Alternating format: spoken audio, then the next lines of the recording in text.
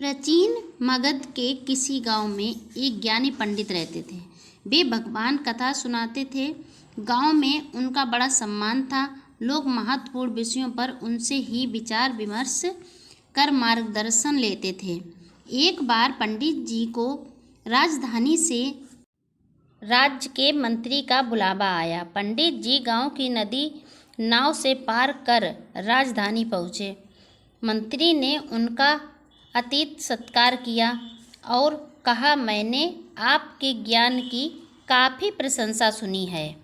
मैं चाहता हूँ कि आप प्रतिदिन यहाँ आएं मेरे परिजनों को कुछ दिन भगवत कथा सुनाएं। पंडित जी ने खुशी खुशी स्वीकृति दे दी। जब पंडित जी प्रतिदिन नदी पार करके मंत्री को भगवत कथा सुनाने जाने लगे।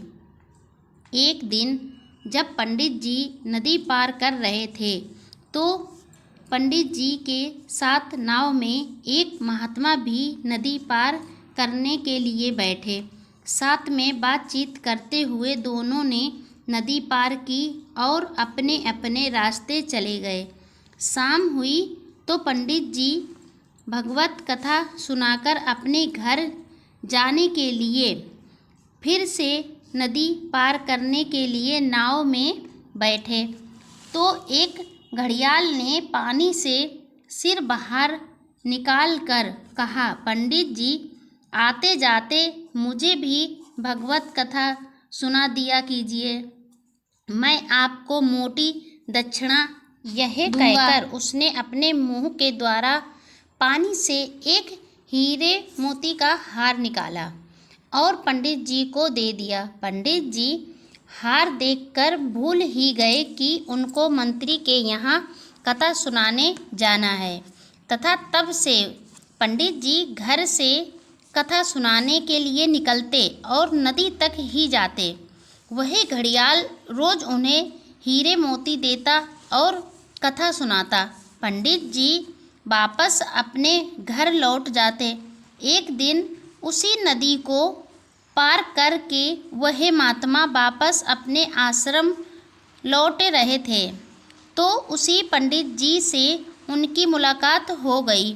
उन्होंने पंडित जी से कुछ देर बातें की तो उनको पता चला कि पंडित जी अब और कहीं सुनाने जाते ही नहीं, वह वहीं नदी तक आते और घड़ियाल को कथा सुनाते और घड़ियाल उन्हें हीरे मोती देता और पंडित जी अपने घर वापस चले जाते। उन महात्मा ने जब पूरी बात सुनी तो उन्हें पंडित जी पर बहुत तेजी से हंसी आ गई। तो पंडित जी ने हंसी का कारण जानना चाहा और महात्मा से कहा कि महात्मन आप हंस क्यों रहे हो?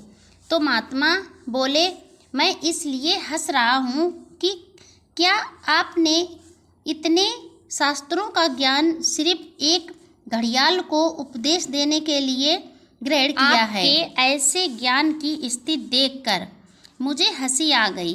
पंडित जी को अपने लोभी स्वभाव पर शर्म आ गई और फिर वे कभी घड़ियाल को कथा सुनाने नहीं गए। इससे यह शिक्षा मिलती है कि ज्ञान बांटने से बढ़ता है। ज्ञान को चारों ओर फैल जाना चाहिए। अगर आपके पास कोई ज्ञान, कोई अनुभव है तो उसे एक से अनेकों तक भी पहुंचाना चाहिए, ना कि अपने तक सीमित रखना चाहिए।